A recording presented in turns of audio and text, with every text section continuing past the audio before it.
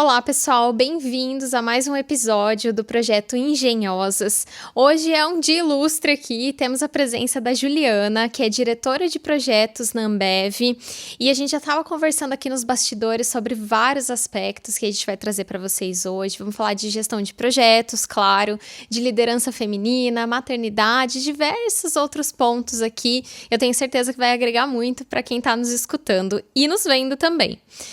Então vamos lá. Quem é engenhosa por trás de você? Que linda pergunta, adorei. Bom, obrigada, meninas. Obrigada, Lu, obrigada, Bianca. A engenhosa. Tá bom, vamos lá. Bom, eu gosto de começar falando que eu sou mãe. Então, antes de mais nada, claro, sou mãe. Tenho uma família linda, um menininho de 6 anos e uma dedicação gigante por ele. E aí, fora isso, sobra um pouquinho da Juliana, de todos os papéis. Eu sou engenheira química, e eu sou diretora de projetos na Ambev, tenho uma carreira muito relacionada a processo e a gestão de projetos. O que mais, Bi? Me difícil, ajuda, né? Lu? Ó, a gente pegou aqui a bio do LinkedIn da Vai Ju lá. pra quebrar o gelo, né, gente? Porque ela fala justamente que ela é mamãe do Henrique e é apaixonada por inspirar pessoas, encontros e buscas, né? E acho que é muito legal a gente entender o que isso significa pra você, assim. A gente tá super contente de ter conversado um pouquinho antes, né? Ser honesto. Então, tô amando te conhecer e queria saber mais como que é isso pra você. A questão de inspirar pessoas, Lu, é porque eu sempre fico pensando qual é o papel do líder, né? E muito menos é o papel do líder de ser um herói ou uma heroína, né? Que as pessoas se inspiram, ou que as pessoas ficam perguntando, nossa, como que ela consegue? Eu não quero ser essa pessoa e não sou essa pessoa, mas de ser alguém próximo que também tem dificuldades, que também tem vulnerabilidades e que divide com o time isso e que traz junto com o time algumas coisas assim que acredita muito. Então, coragem, né? Antes da gente começar, eu falei para vocês, né? Coragem, meninas. Porque no final, um pouco do que a gente vive, né? De sou mulher num ambiente masculino, isso vem desde a faculdade, quem escolheu ser engenheiro, ser engenhosa vai passar por isso. Um pouco menos vão passar as meninas que estão vindo agora, porque a gente abriu muito mesmo esse caminho, mas vivem essa questão de estarem num ambiente masculino e precisam de coragem, né? Então, uma das coisas que me motiva muito é ver que eu inspiro mulheres e que eu consigo empoderar mulheres e tirar da frente alguns grilos, né? Que tem lá os dilemas, os grilos, que, poxa, esse me incomoda, ou coisas que são realidade mesmo, né? Às vezes são coisas internas. Tipo, sinto síndrome da impostora. Como que eu resolvo isso? Né? Como é que eu faço para sentir menos? Então, adoro conversar sobre isso e explicar como é que foi para mim, como é que eu me livrei disso. Mas pode ser também micromachismos reais que acontecem. Como é que a gente se suporta nisso? Como é que a gente encontra um jeito de ter um ambiente melhor? E homens que no final vão ser nossos aliados. E que a gente vai ter que conversar um pouco sobre assuntos difíceis para deixar mais tranquilo o ambiente, né? Então, um pouco disso. De inspirar essas pessoas para isso, mas também para dar o melhor de si. Como é que a gente cria um ambiente onde, de forma saudável, sem ninguém precisar adoecer ali dentro, isso bem real e transparente, genuíno, como é que a gente faz isso? Porque as pessoas, no final, se elas quiserem ser melhor e dar o melhor de si ali dentro, a gente não precisa pressionar ninguém. A gente não precisa levar as pessoas... A gente escuta muito isso, né? Vamos pôr pressão aqui nesse ambiente. Não precisa disso. Se a gente tiver um ambiente inspirador e as pessoas trabalhando em busca do que elas acreditam para si e em vários propósitos, talvez não exista um propósito só, isso acontece. A gente fala que a mágica acontece. Não é uma mágica, mas ela acontece. Eu acho isso fantástico, né? Porque a gente já comentou aqui antes, né? Eu acho que enxergar pessoas em posições de gestão, assim, e principalmente mulheres, para uma mulher aqui que tá nessa carreira e acaba enfrentando não só os aspectos de machismo e de realmente um ambiente muito masculino, né? Mas acho que enxergar aonde a gente pode chegar e se ver, se sentir ali naquele ambiente, acho que é fantástico. E, assim, ilustra bastante esse papel do líder que você colocou, né? Acho que a gente todo dia vai aprendendo ali cada vez mais a ter essa troca. E, assim, uma das coisas do projeto aqui que a gente está vivendo é justamente essa troca, né? De experiências que, às vezes, de quem a gente está recebendo aqui, né? De quem já passou por isso e pelo caminho que a gente vai trilhando aí, como você teve um caminho muito legal até aqui, né? Então, acho que realmente inspira muito a gente ver pessoas nessas posições e olhando para a liderança também dessa forma, né? Então, acho que é muito sobre... Você falou muito sobre fazer as pessoas se sentirem parte, assim. E isso dialoga muito com o nosso projeto, né? Dar voz a mulheres para que outras mulheres realmente se sintam parte desse mercado, desse ramo industrial, né? Que às vezes é tão tomado por alguns comportamentos ali que não são amigáveis, né? Para algumas de nós. Mas, Ju, falando um pouquinho da sua carreira, então, eu quero saber o que te levou lá da formação de engenharia química até ao ponto que você está hoje para essa área de gestão de projetos. Assim, conta um pouco como foi a sua trajetória até chegar ali. Tá, primeiro eu vou te contar como é que eu cheguei na Ambev.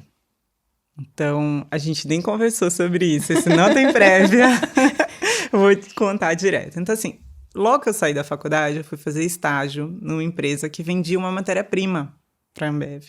Era Brahma naquela época, aí vocês já vão calcular a minha idade aí. E aí, era um momento de muito aumento de demanda de produção. Então, assim, as pessoas tentando atender aquela demanda de produção de matéria-prima e tal. Eu trabalhava muito, estagiário, há alguns anos atrás, trabalhava muito, né? Hoje, essa coisa está um pouco melhor organizada, né? Mas tenho 22 anos de formado, então, há um tempo, isso era diferente, né? E era um ritmo muito forte e eu não me conectava com o ritmo. Eu falava, isso não é para mim, não nasci para trabalhar esse tanto que eu estou trabalhando hoje. Eu queria estudar ainda, então não vou ficar. E fui para uma empresa suíça, super tranquila, tá? Com tudo certinho, assim, tudo organizadinho, não tinha metas individuais, mas perfeita. E eu não me conectei. Porque eu precisava do agito. O meu maior talento é a ativação. Eu sei disso, eu reconheço isso, tá? Então, você fala assim, eu preciso de alguém para iniciar algo, eu sou uma das melhores pessoas que você vai encontrar. E eu sou super humilde, mas é porque é o meu maior talento. Eu consigo mobilizar as pessoas e levo aquilo de um jeito assim, porque eu sou movida desta forma. Então, eu contagio. Quando você me dá um desafio muito grande, eu transformo, eu levo todo mundo junto. Então, não ter grandes desafios não me movia. Aí fui num churrasco, encontro uma amiga e ela, estou trabalhando na Ambev. Falei, que legal. Fiquei o churrasco inteiro escutando o que ela fazia. Inteiro, não deixava ela em paz. Mas como é que você faz isso? Como é que é isso? E foi me contando. Falei, gente, é isso. Eu encontrei o que eu quero fazer. É isso. Eu não posso estar em outro lugar. E aí mandei um currículo para ela. Falei, eu quero ir para a Ambev. Me ajuda um jeito de entrar na Ambev. E isso, assim, levou acho que 1 ano e meio. E eu vim para a Ambev, assim, eu já era coordenadora na empresa que eu trabalhava antes. E eu vim para a Ambev, tipo, 2 ou 3 cargos abaixo. Mas eu vim porque eu queria, eu sabia que eu queria um agito na minha carreira. Era um momento que eu falava, agora eu vou dar uma agitada na minha carreira. Eu não imaginava que eu ia agitar tanto. Achava que ia ser um pouquinho. Mas foi muito bom para mim. Eu tive muitos desafios. Eu vim como especialista numa área que eu conhecia zero. Então, você imagina, ser contratada do mercado, especialista num assunto que eu não sabia nada, zero. Mas eu tinha formação. Então, fui estudar e tal, e aprendi aquilo. E as coisas foram acontecendo para mim muito assim. Um dia eu passando numa sala e aí uma pessoa me falou assim, nossa, você fez mestrado nessa área, vem cá, eu tenho um projeto assim, mas eu entrava muito profundo em cada coisa, sabe? Em cada projeto, em cada sonho. E aí esse projeto, por exemplo, foi o primeiro projeto que eu fiz, grande, assim, era uma fábrica nova, tinha lá uma área que tinha tudo a ver com o que eu tinha estudado. Eu fiz um monte de besteira, um monte de coisa errada que eu tive que consertar nunca, depois. Né? Mas foi incrível e foi por acaso, assim, foi porque, pera, você tem conhecimento, você tem energia, então te dou algo importante, vamos ver como isso acontece. E eu acho que isso acontece muito na Ambev hoje. Assim, a gente confia muito nas pessoas, nos talentos, não precisa ter o conhecimento todo, mas se você tiver alguns skills importantes, né, ou vontade de fazer acontecer, então vamos tentar, vamos ver se dá certo. E para mim foi super bem assim, e foi assim que eu cheguei na Ambev. E para chegar à diretora de projetos, aí eu passei por várias áreas, então eu trabalhei com refrigerante, trabalhei com meio ambiente, trabalhei com utilidades, e aí eu fui compondo um conhecimento ali das plantas, muito geral, sabe? E aí trabalhei em várias fábricas novas que a gente construiu no Brasil, acho que eu peguei as últimas 5 ou 6, eu trabalhei em todas. E aí, no final disso, eu sou responsável por esse time que faz a construção de fábricas e de ampliações. E em que momento, assim, da sua carreira, Ju, você teve uma formação específica de gestão de projeto ou foi uma coisa que aconteceu naturalmente? Eu fiz 2 momentos, eu fiz 2 MBAs, foram muito importantes. E eu tenho um professor hoje que eu falo que ele é meu mentor, que eu não desgrudo dele, que toda vez que eu vou fazer um planejamento estratégico, todo ano ele vem conversar comigo. E eu vou fazer propaganda dele, vocês devem conhecer, o professor Pinóquio. E ele é super letrado em gestão de projetos, né? E ele que me apoia. Então, assim, eu falo para ele, eu tô fazendo muita loucura aqui com relação à gestão. Eu preciso que você me ajude a empacotar, né? A ver se isso correlaciona com uma técnica, com outra e tal. Então, ele me ajuda a transformar a estratégia. Às vezes, ele traz mais loucura do que eu tô pensando. Eu trouxe algumas e às vezes ele traz, eu falo, Jesus, agora... Outro dia ele escreveu um artigo, o que vai ser a gestão de projeto daqui a 20 anos? Aí eu li o artigo e falei, nossa, não entendi nada. Nada. Não entendi nada, zero. Aí liguei pra ele e falei, Finoca, agora você surtou, porque eu não entendo nada do que tá escrito aqui. Vem cá, você vai vir aqui me explicar, pelo amor de Deus, vamos conversar um pouco. Eu preciso entender pelo menos metade. Se eu entender metade, fico feliz. Então, assim, eu faço trocas. Agora, recentemente, a gente criou uma academia para formar gerentes de projetos dentro da Universidade Ambev. E também ali a gente trouxe alguns professores, eu vou lá, faço algumas aulas, mas hoje a maior parte dos insights não vem de mim, né, Bianca? Eu sou a pessoa que ajuda a organizar as ideias e tal, mas eu tenho poucas ideias. E quando eu tenho ideia, eu mando assim pro meu time. Sei lá, vou falar alguns nomes aqui. Ricardo, tive uma ideia. E escrevo a ideia no WhatsApp. Sei lá, tive uma ideia X, a gente vai fazer isso. O que você acha? No final, a ideia que eu joguei, que eu lancei, ela volta 10 vezes melhor. Uma faísca só ali, né? É só eu nem sei se eu deveria chamar de ideia, né? Não é uma ideia. Tipo um insight aqui, pessoal. É um insightzinho, assim, né? Bem simples. E aí volta uma ideia incrível. E eu falo, gente, como que você conseguiu fazer daquela ideiazinha isso, sabe? Então, hoje é um pouco disso. Que legal. E aí, eu fico aqui com 3 dicas para quem tá ouvindo a gente, hein? Homens, mulheres. Tem um mentor, né? É uma baita dica. Senti uma indireta. Brincadeira. Essa é uma baita dica. Converse com as pessoas que você admira, né? Sobre o trabalho e tal. Você falou essa questão de, eu vi que o trabalho daquela minha amiga na Ambev era legal. Eu falei, toma meu currículo, preciso entrar lá, preciso fazer isso e tal.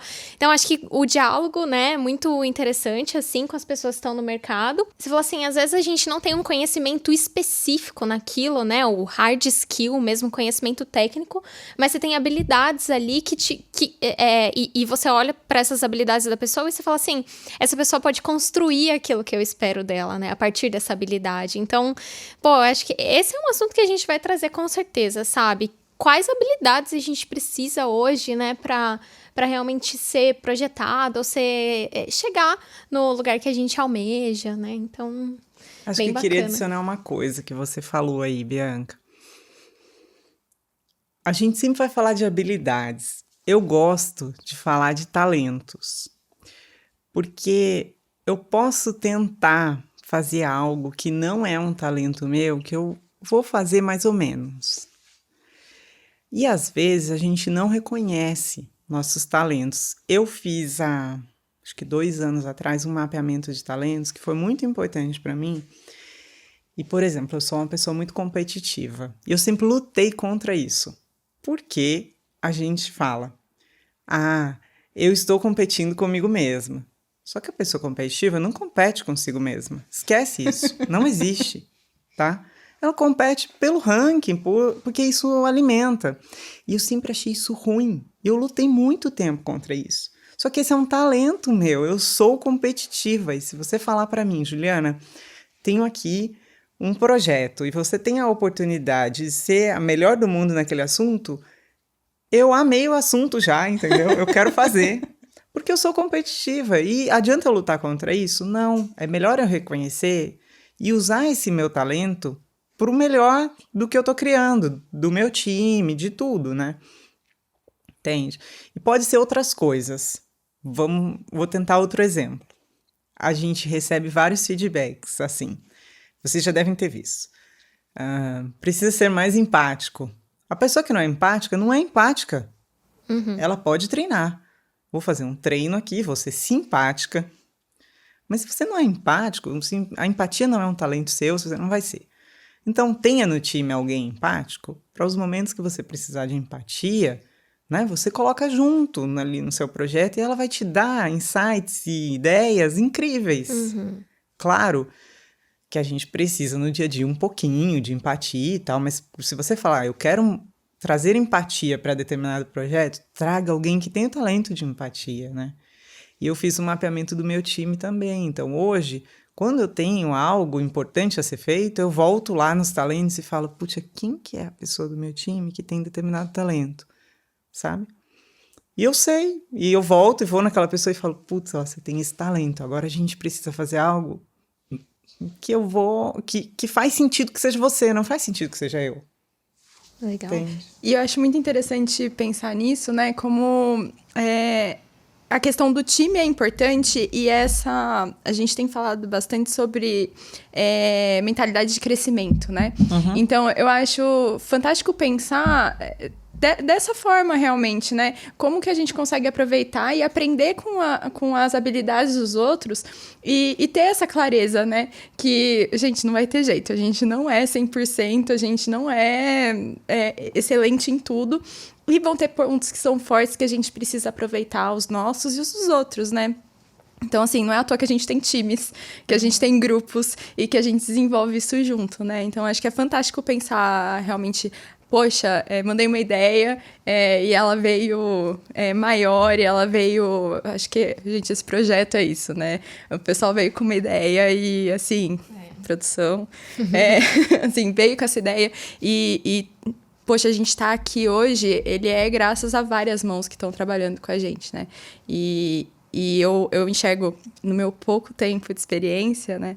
Como que eu tive essa possibilidade de conviver com várias pessoas, entender, enxergar e ouvir muito. Acho que pode colocar aí na lista de coisas importantes para quem estiver ouvindo a gente, né? Ouça, veja quais são as habilidades dos outros e como que isso pode ser utilizado dentro do nosso dia a dia, né? Que acho que a gente só tem a ganhar, assim, com essa forma de lidar com as coisas, né? Isso aí. Quer fazer a próxima pergunta? Opa, vamos que vamos! Fique à vontade. E aí, é boa essa pergunta, porque também é uma curiosidade, né?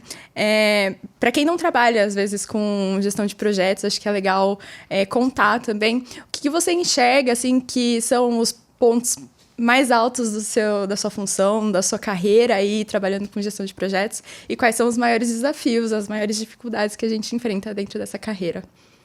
Peguei uma boa, Pergunta, né? Para os futuros gestores de projetos aí, Ju.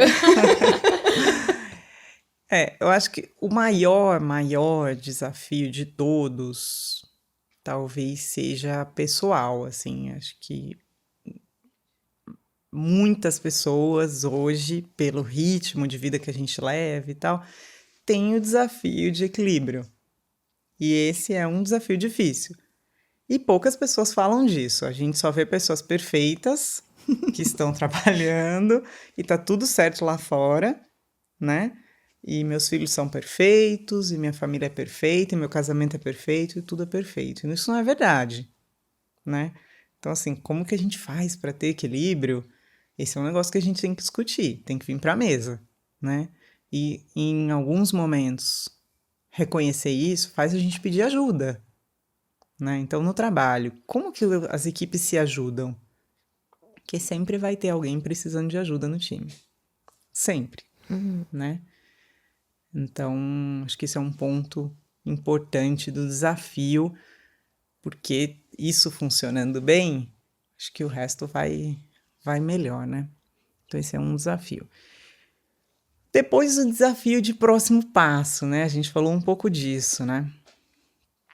Eu passei algum tempo para conseguir enxergar meu próximo passo, né? Eu sou a primeira mulher como diretora de projetos da IBI.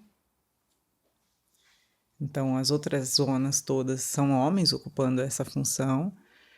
E eu não tinha representatividade de dizer, olha, existe uma mulher que ocupou esse cargo, que eu admiro, que ela fazia do jeito A, do B ou C, ou que tinha esse ou aquele talento. Não tinha isso. Então, eu teria que ocupar um cargo que foi sempre ocupado por homens. E como é que eu ia fazer isso sem precisar agir como os homens? Esse era o ponto, né? Só que agora eu tô tranquila com relação a isso. Eu tô mais preocupada no desafio agora de como é que eu trago mais mulheres, e não só mulheres, mas grupos minoritários também, e como é que eu promovo maior inclusão. Então, hoje, acho que o meu maior desafio com relação à diversidade é esse. E de formar pessoas, sempre é esse o próximo desafio, né? Porque desafio técnico de executar algo, aí eu tenho um time excelente, assim, um time incrível. Até vocês estão convidadas para irem lá em algum momento. Opa! Nos visitar e conhecer meu time. Vocês vão voltar e falar, gente, é muito mais do que a Juliana falava, assim, muito mais, assim, um time incrível. Mas a gente, para que eles continuem incríveis, eles vão andar, cada um deles na carreira, e vão seguir seus sonhos, e para isso a gente precisa formar pessoas, né? Então eu tenho uma preocupação relacionada à formação. Legal. Nossa, essa questão do espelho realmente é muito complexa, assim. Esse é um ponto que particularmente pega pra mim, assim, porque eu comecei a trabalhar, eu já contei no outro episódio, mas eu era bastante nova, eu tinha 17 anos, eu comecei a ser vendedora na área de automação, assim. Então, eu já com 15 anos de carreira, eu olho para trás e vejo quanto eu via que eu precisava me comportar como um homem para estar no meu lugar. Nem era um lugar à frente, era no meu lugar. Né? Então, essa questão da representatividade, assim, ela é algo que às vezes, quando a gente está representando o papel, a gente se sente feliz, né, por isso. Mas a gente não sabe o tamanho da felicidade que a gente promove em outras pessoas, às vezes, né? Que podem ali enxergar que, principalmente para nós mulheres, você não precisa ter um comportamento masculinizado. Masculinizado, E, né, eu imagino quando você começou, então, tem toda uma animosidade ali, era muito comum a questão da agressividade também dentro do ambiente, né? Hoje isso é muito menor, assim, e a gente acabava reproduzindo, então, o momento que eu tomei consciência disso, assim, eu me senti feliz e me senti completa para fazer coisas que eram naturais de mim, que são coisas femininas, né? E passa pelo nosso modo de falar, pelo nosso modo de agir, pelo nosso modo de acolher, às vezes, sabe? Às vezes a gente sente vergonha ali de falar de alguma vulnerabilidade, ou mesmo de, sei lá, é o básico, assim, ir pro trabalho maquiada. É um negócio que ninguém fala, mas a gente passa por isso quando a gente tem outros espelhos ali, sabe? Não sei se você também sente isso, né? Ou sentia, mas eu acho que no começo eu tinha muito... Nossa, saí da faculdade, comprei um monte de roupa, porque roupa profissional, né? Então, assim, acho que essa forma de se vestir, de parecer profissional. O que é parecer profissional para uma mulher numa área muito masculinizada, né? Então, é uma coisa engraçada hoje, assim, refletindo sobre isso, eu consigo, poxa, não me sinto mal de estar de salto alto, não me sinto fútil em gostar de maquiagem ou gostar de temas femininos, né? E essa coisa realmente... Até você comentou, né? Às vezes em alguns grupos mais jovens, assim, talvez nem seja uma questão tão grande, né? Mas eu acho que quando eu comecei... Embora eu tenha entrado na Siemens depois da faculdade, né? Eu fiz técnico e eu também trabalhei numa área... Eu era a única mulher naquela área também. Depois do técnico. E era essa experiência, assim. Eu não sabia, mas eu acho que eu não me sentia totalmente livre para ser quem eu era, para me vestir de uma forma mais feminina. Então, eu sentia realmente que eu tinha que me adequar. E a gente acaba reproduzindo isso muito, né? E a gente reproduz, às vezes, um comportamento que machuca a gente mesmo, né? Exato. Nos machuca mais do que os outros ali. Mas, Ju, assim, você tem a coisa da liderança muito forte em você, né?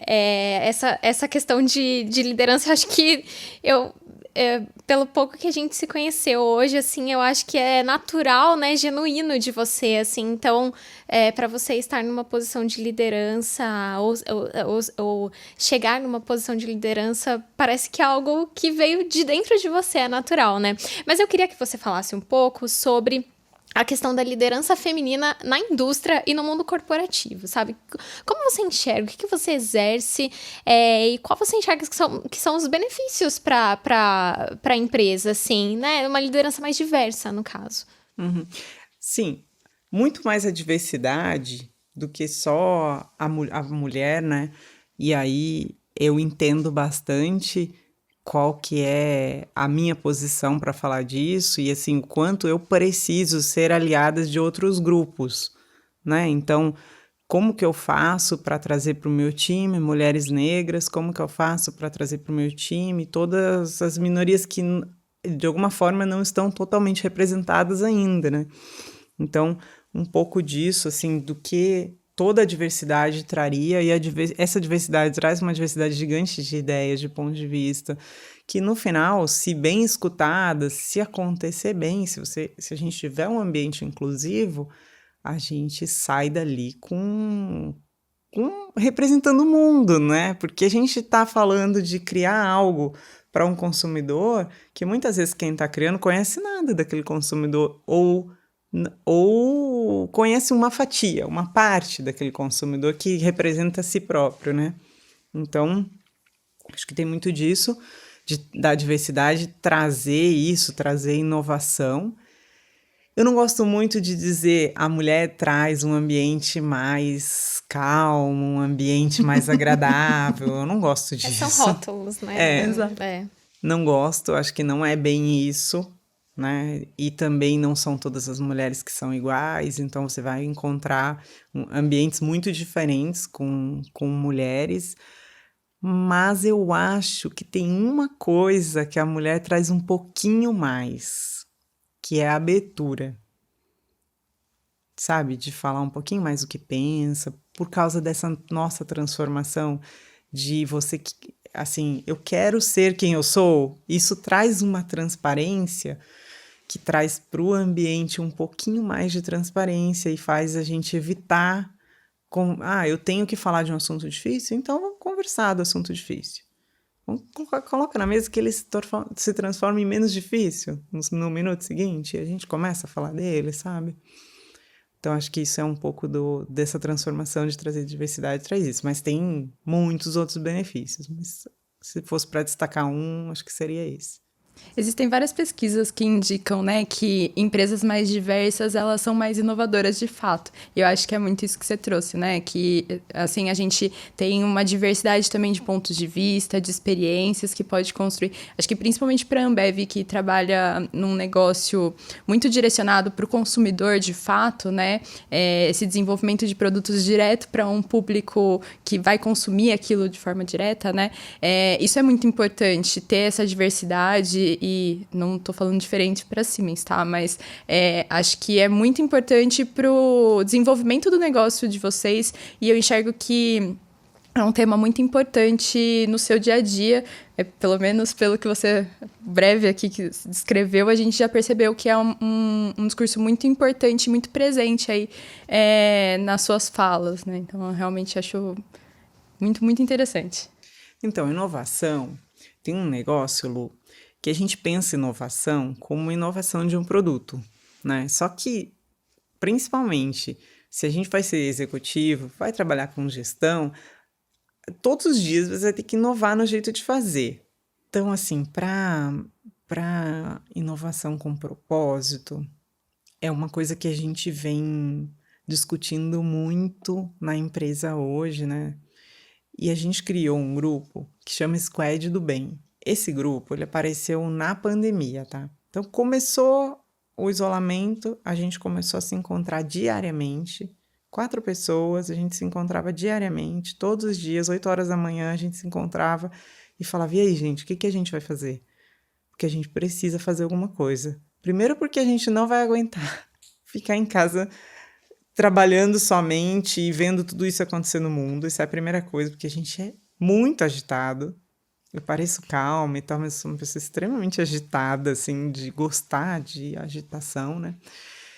E aí, depois de um mês se encontrando, a gente começou a escutar referências e a gente começou a procurar algumas coisas para fazer e surgiu a ideia de a gente fazer o hospital em São Paulo, que foi um projeto incrível, assim, do dia da ideia até a gente começar a mexer nas máquinas, até a gente mobilizar efetivamente, a gente levou 5 dias. Então, nesses 5 dias, a gente aprovou o projeto a gente criou a ideia, aprovou o projeto internamente, arrumou parceiros, alinhou esse projeto com os parceiros e efetivamente começou a obra. Então, assim, aqui dentro, você imagina, um projeto normal leva para isso aqui meses, né? Isso aconteceu por quê? Por causa do propósito, por causa da necessidade, por causa de olhar para o momento e falar, isso precisa ser feito agora, né? E depois disso, daí, Bianca, a gente sempre se pergunta, aí a gente construiu o hospital em 36 dias, tá? E aí, não era um hospital de campanha, é um hospital definitivo, que existe até hoje e tal. Isso foi feito com alguns parceiros. E depois disso, toda vez que a gente recebe um desafio, a gente se pergunta, pô, hospital, 36 dias, esse aqui eu vou colocar 6 meses? Não, né? Então sempre vem essa discussão para a mesa e o propósito traz isso, traz uma transformação na forma de pensar, né, para próximos, mas também nos faz procurar outras coisas com propósito. Né? Então, assim, eu não consigo, por exemplo, não ter mentorado. Eu tenho 2 mentorados hoje. Eu não consigo não ter. Assim, passar 1 ano, 6 meses e eu não mentorei ninguém.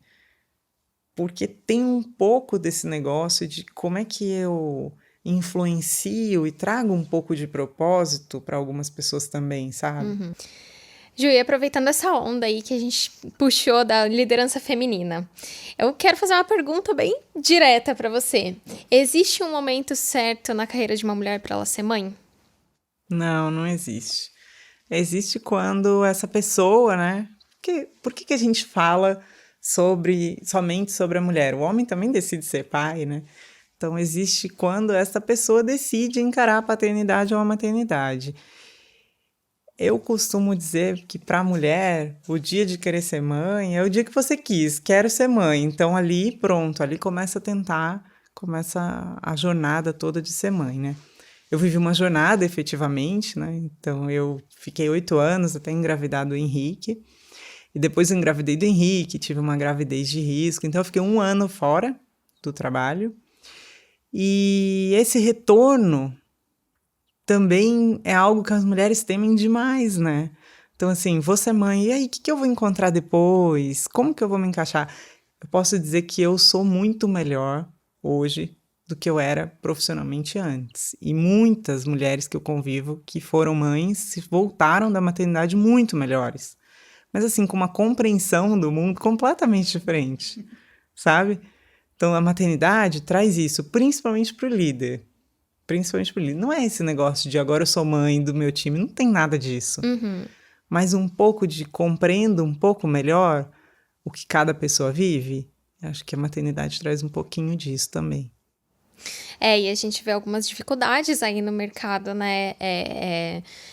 Receios ali e de coisas que vêm do passado, né? A mulher vai ficar fora, alguém vai entrar no lugar, ou se não, você não vai ter ali aquela posição que você estava almejando no começo, né? Então, é um ponto de atenção para as empresas, na verdade, né? Como você falou, é uma decisão de uma pessoa, de um colaborador ali que agrega muita coisa para o que se faz ali dentro, né? Então, essa questão dessa liderança, inclusive mais empática, né? Mas com mais propósito, eu acho que ela ajuda o ambiente corporativo a tirar determinadas travas, amarras ali, quando a gente fala da questão da parentalidade, né? E acho que é muito interessante nesse sentido também a gente olhar, como você falou, né? Poxa, não é só ser mãe, por que a gente olha só para a mulher ser mãe, né?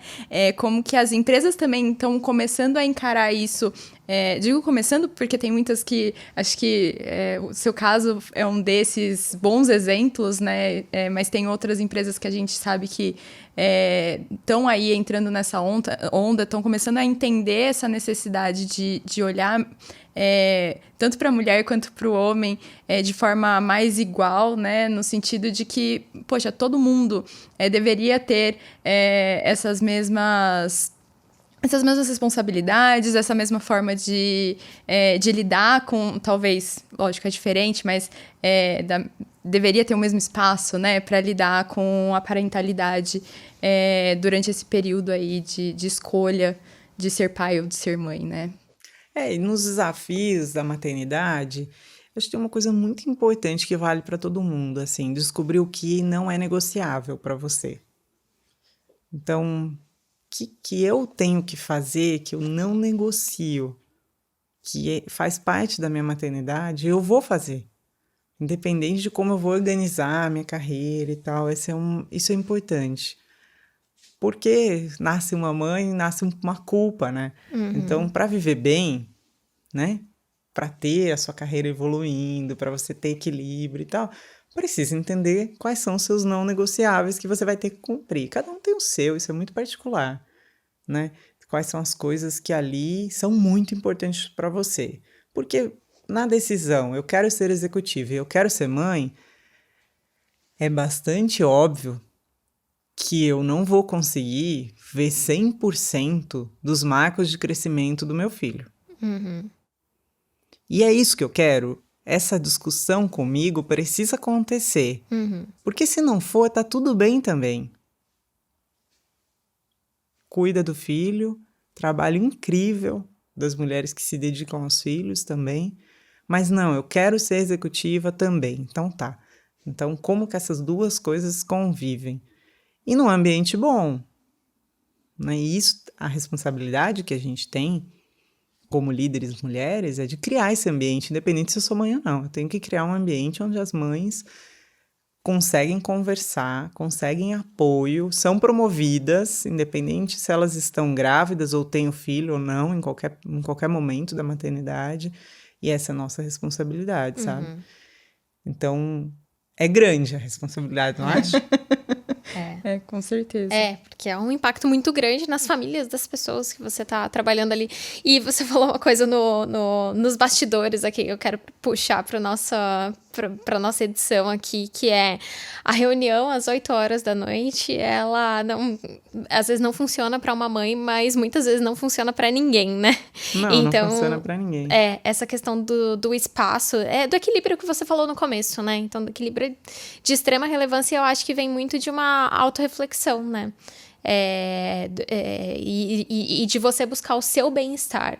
Porque estando bem ali no momento que você tem com a sua família, se dedica à sua casa, às suas tarefas, aquilo que você gosta, você tá bem no seu ambiente de trabalho também, está renovado no outro dia, né? Porque às vezes a gente acorda ali sem querer topar muito as coisas ali durante o dia, então o bem-estar é essencial, né? E a gente fala muito de saúde mental, né? Mas é um exercício também dos times, assim, de como que a gente consegue mover isso, né? E dos líderes, principalmente. A Ambev tem uma diretoria de saúde mental hoje, né? A Michelle, não sei se vocês conhecem ela, ela é incrível. Aliás, vocês podiam convidar ela, vocês vão amar. Dica, que legal, Ela é incrível. E ela traz muito disso, já faz algum tempo que a gente seta os horários, principalmente para o corporativo. Tem várias ações assim. Como é que você vive num ambiente onde os líderes, os executivos, os altos executivos não tiram férias? Você acha que o time que está, a gerência de segunda linha vai tirar férias? Não vai. Então, isso tudo são coisas que a gente evoluiu muito nos últimos anos e que a gente entende que quando você fala de saúde mental, os líderes vão ser exemplo disso. Uhum. Então, você como líder precisa ter um hobby. Qual é o seu hobby? Sim. Eu, na pandemia, descobri que eu não tinha hobby. 0 hobby.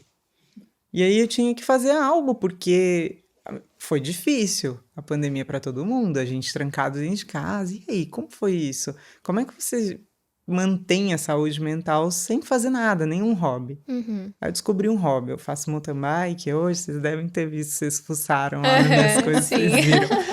E ali eu descobri que eu encontrava de volta a minha concentração. Uhum. Então, quando eu estava em momentos assim, eu comecei a fazer com rotina, mas eu ia para algum momento, perdi a concentração, estou numa reunião, perdi uma concentração. Isso acontece muito, porque a gente tem muito estímulo hoje, né? Esse hobby me fazia voltar, então eu ia lá, fazia 2 horas, 3 horas de bicicleta, quando eu voltava eu estava completamente concentrada, eu entrava nos assuntos, sabe? Então, saúde mental é um pouco disso, de como que a gente cria um ambiente onde as pessoas, que permite que as pessoas preservem sua saúde mental, sabe? Sim. E não é que não existe problema, todo lugar no mundo tem problema e a gente precisa encarar eles, falar deles, falar sobre os dilemas de saúde mental, quais são e como é que a gente resolve. Sim. E é isso que a gente está disposto a fazer. E é isso, por isso que a gente está aqui também falando disso. Isso aí, né? trazendo Um ponto que eu acho interessante nisso que você falou é também das escolhas conscientes que a gente faz, né? Então, como você disse, se às vezes a mulher ela quer ser mãe, ou quais são os pontos que são prioritários para ela, né? Eu tive um líder uma vez que falou exatamente isso para mim e eu achei fantástico, né? Reflita o que é importante para você. Nossa, minha família agora é o ponto importante e, como você disse, não quero perder nenhum passo do meu filho. Poxa, talvez a forma como você vai estruturar a sua vida a partir disso, né, incluindo o equilíbrio que a gente tem que pensar, né, ele tá muito dessa escolha consciente que a gente faz e isso só vai ser possível a partir de uma reflexão, da gente pensar sobre esse assunto e também a gente discutir de forma tranquila, sem tabu, né? Poxa, vou falar sobre essa coisa do equilíbrio entre vida pessoal e vida profissional. Vou falar sobre ter um hobby, ter limites ali no nosso dia a dia profissional. Acho que esses pontos são muito importantes e eu acho que é uma parte da construção de líderes novas aí que a gente tem enxergado com muito valor também, né? Profissionalmente. Eu não sei se vocês já usam OKR. A gente faz a estratégia, né, hoje, e aí a gente define as metas, né, tem todo o desdobramento de metas, algo bastante presente na cultura, mas a gente define os objetivos num OKR com coisas que não estão relacionadas à remuneração. E eu comecei a aprender bastante sobre OKRs e resolvi fazer meus OKRs pessoais, tá? E aí eu fiz no primeiro ano, e eu fiz 4 objetivos grandes, só que eu fiz 12 resultados a serem atingidos. E quando eu mostrei isso para um amigo, que era um outro diretor que trabalhava comigo, ele falou, nossa, isso não pode ser, Juliana, o que você fez? Isso não pode ser o quadro de objetivos de uma pessoa, isso é o quadro de objetivos de um time. Você não, é muito, assim, como é que você definiu 12? Eu falei, não, pode deixar, porque eu sou teimosa, né? Eu falei, pode deixar que eu vou bater os 12, fica tranquilo que eu vou, porque o objetivo é normalmente chegar em 70%, você coloca lá os moonshots de coisas grandes e tal, então, falei, deixa comigo. E lá tava. E eu gosto de métrica, então eu medi até quanto tempo e com qual intensidade eu ficava com a minha família. Eu passei 1 ano fazendo isso. Esporte e tal, e medir. Aí eu descobri que também não precisa de tanto, que eu posso viver bem com 3 objetivos. Então hoje, já faz 2 anos que eu tenho 3 objetivos por ano. Então isso que você falou de saber, passa um pouco pelo exercício. E as pessoas me perguntam, mas como é que você define seu OKR? Cara, é brainstorm, só que eu faço brainstorm só comigo. Sento sozinha e vou pensando e vou, olha, hoje eu pensei nesse objetivo, mas como é que eu vou medir isso? Eu viajo muito de avião, então eu escrevo dentro do avião, né? Eu tenho essa mania, levo um papelzinho lá e fico escrevendo. E hoje eu tenho 3 objetivos principais por ano, e esses 3 objetivos, eles vão puxar a minha energia de alguma forma. Então, eu tô falando de objetivos pessoais aqui, tá? Eu não tô falando de objetivos estratégicos da minha função, nada disso, de objetivos pessoais. E ali eu coloco de forma bem clara o que eu vou medir. 3, não mais que isso, porque o primeiro exercício eu fiz 12, depois, né? E aí ali eu tenho certeza que se eu fugir de uma daquelas coisas, eu tô fazendo algo que não é relacionado a isso, posso até fazer. Mas aquele lá, que é de longo prazo, que é algo que está relacionado ao meu propósito, aos meus sonhos, eu não posso deixar para lá, sabe? Eu tenho que dar atenção.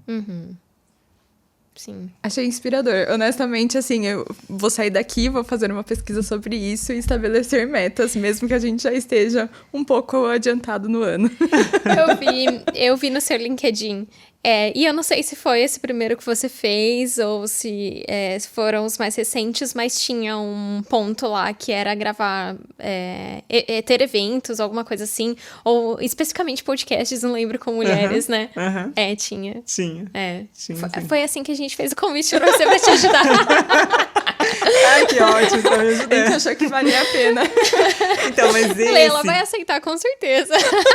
Essa é a mágica também, que assim, esse eu não preciso colocar mais, porque eu gosto tanto hoje que eu vou fazer. Sim. Sabe? Então, nos 3 objetivos, precisam estar coisas que eu não posso fazer menos por causa de pressão. Pressão do momento, todo mundo tem pressões na vida e etc. Então, assim, essas coisas que eu vou realmente dar atenção estão lá nos 3 objetivos. E você falou, já passou o ano e tal, mas eu olho a cada 3 meses, eu dou uma revisadinha, sabe? Fica a dica, gente. Então, assim, porque a gente é muito dinâmico. Não dá pra falar, porque eu setei o objetivo em dezembro, eu não mudo mais até dezembro do ano que vem. Não. Ano novo, né? Vida nova, as pessoas têm um pouco essa... Não. Pode mudar, eu não gosto de mudar toda hora, porque senão também a gente não se dedica, não encontra ações, mas...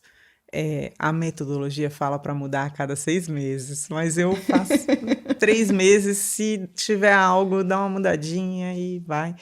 Mas o número é bom, assim, esse negócio de falar, tem 3 objetivos, definir, tão claríssimos para mim. Eu sei que resultado, e é difícil o resultado, né? Tipo, eu vou falar assim, vou falar um objetivo. Eu quero ter saúde física e saúde mental. Como que você vai medir isso? Dá para medir. Sim. Dá para colocar resultado. Né? Você tem que pensar como. O que pega mais para você nesses 2 aspectos? Cada um tem um ponto. Então, lá no começo, para mim, eu não tinha um hobby. Então, eu tinha que desenvolver um hobby. Então, eu coloquei métricas lá. Coloquei que eu queria ir para Aparecida de bicicleta e tal. E eu fui. Então, assim, é questão de medir. Para mim, pelo menos. Eu sei que tem gente que não gosta de métrica, daí não adianta fazer. É para quem gosta de métrica. né? Engenheiro normalmente gosta, né? Então, o público aqui tá O pessoal alinhado. tá fervoroso ali. Eu acho interessante isso, né? Porque entra num outro ponto que a gente já falou, da gente se conhecer também e entender aquilo que são as nossas fortalezas e o que move a gente, né? Eu tenho, ultimamente, passado bastante por esse processo de tentar pensar quais são os meus objetivos, por que eu tô fazendo as coisas, né? E como que eu enxergo que isso pode, enfim, impactar a minha vida, a minha carreira, enfim. E acho que é um exercício muito... É difícil, é mais difícil do que parece, né? Mas é um exercício muito válido, porque traz um nível de consciência para as coisas que a gente faz muito... assim, muito interessante, e acho que também permite que a gente tenha mais clareza para onde que a gente quer ir, aonde a gente quer chegar, né? Então, para estabelecer as métricas também, a gente precisa ter essa consciência aí de onde que a gente quer chegar, ou do que a gente está tendo como prioridade ali para a gente conseguir seguir em frente, né? E aí, Lu, sempre vai ser difícil esse autoconhecimento. Pra gente não achar que é uma coisa de rosa, não é. É difícil, é um processo que tudo bem se você precisar de ajuda. Uhum. Porque eu também precisei. Então, usei coaching, usei mentor, fiz terapia. Então, qual é que vai te ajudar? Alguma coisa vai ajudar, procura. Às vezes Sabe? todos eles Usa juntos. ajuda. Pode ser todos juntos. Mas procura, porque Sim. esse autoconhecimento talvez seja uma das habilidades que a gente falou lá, que precisa... que todo líder precisa ter. Uhum. As outras, não sei. Eu preciso que todo líder efetivamente seja bom de execução? Não. Não, mas eu preciso que todo líder se conheça. Uhum. Isso sim. Isso acho que é grande habilidade aí dos líderes. Ai, achei fantástico. Eu eu tô aqui um pouco boba, né? Essa questão aí, voltando, né, com o que você falou no começo eu identifiquei que eu sou competitiva, né? Eu me identifiquei muito, assim, porque é muito... É complicado quando você tá num ambiente que você não precisa competir, mas você arruma uma forma de competir ali, sabe? E assim, eu via as motivações, né, que eu tinha essa questão da competitividade, e tem motivações específicas, né, que eu mapeei até então, mas me move muito também, assim, porque eu busco melhorar a partir dessa questão, né? Quando você consegue tirar o objeto ali da competitividade um pouco da frente, sabe? E não ver, parece que você tá numa posição de inimigo ali, quando você consegue tirar, né, o seu objeto dessa posição, e às vezes até ver como uma parceria, pode ser uma pessoa, pode ser uma situação, pode ser você mesmo, assim, vem uma coisa da automotivação, assim, que é muito a automotivação, né, vem com essa questão muito bacana, né? Porque é um impulso interno, assim. Esse negócio que você falou, Bianca, de automotivação, assim, as pessoas me perguntam muito, assim, quando você tá sob pressão, como é que você faz para voltar e tal? Eu vivo num ambiente de bastante pressão, eu tô falando de construção, de cada uma das obras ter milhares de pessoas, assim, então, não é gestão de projetos no Brasil, na América do Sul, a gente sabe que é difícil, assim, a gente tem mão de obra limitada, né? Então, enfim, é um ambiente que tem pressão, né? Então as pessoas me perguntam, você tá sempre bem? Como é que você faz quando você tem muita pressão por algo e tal? E eu não faço nada, eu só procuro alguns momentos de recuperação. E esses momentos de recuperação são somente meus. E eu falo muito no meu time, vocês têm que ser egoístas com vocês em alguns momentos.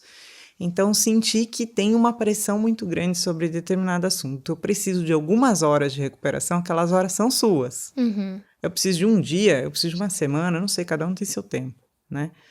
Tira lá seu momento, volta. Só que o que acontece comigo? Eu tiro aquele momento e quando eu volto, eu tô muito melhor do que eu estava anteriormente. Uhum. Então, por isso as pessoas falam, nossa, como que você consegue? Porque eu sei como me recuperar. Então, eu saio, recupero e volto, sabe? E esse ambiente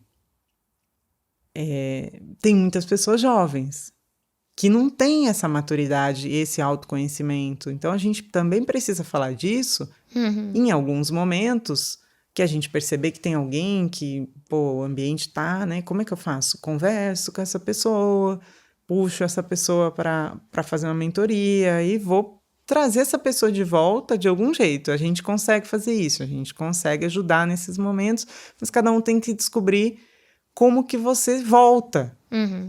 E a pressão pode ser uma pressão na empresa, pode ser uma pressão da vida pessoal, pode ser uma pressão de algo, sei lá, tô fazendo mestrado aqui e tem uma pressão gigante com prazo para entregar alguma coisa, pode ser qualquer coisa, porque no final tá tudo bem, né, no trabalho, tá tudo bem, tá tudo tranquilo. Que nem o nosso colega Daniel falou que teve um momento da vida dele lá que ele ficou bem tranquilo, né? E que foi o momento que ele teve melhores resultados, né? Porque ele estava na área que ele mais gostava e tal.